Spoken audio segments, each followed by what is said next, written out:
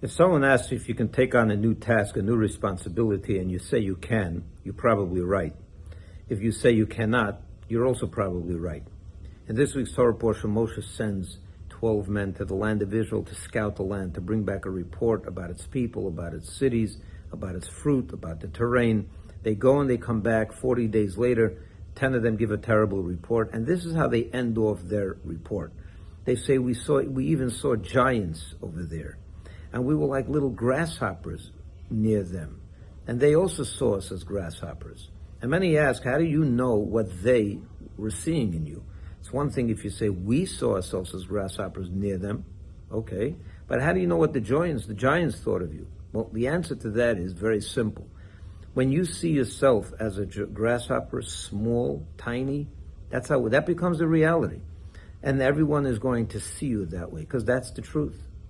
And if you see yourself as a giant, then everyone around you is going to see you as a giant. It's all in your own mind.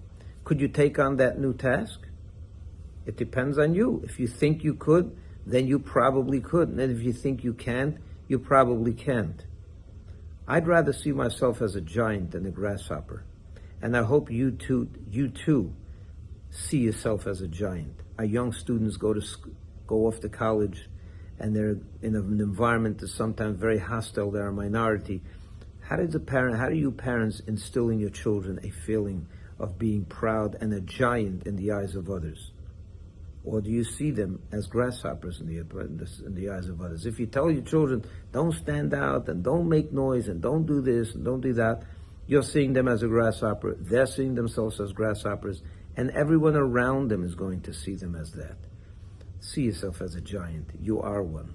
You're the man of God. You're a messenger of God in a big world, but you come with a giant message, not the message of a grasshopper. Be a giant, and everyone around you will see you as that.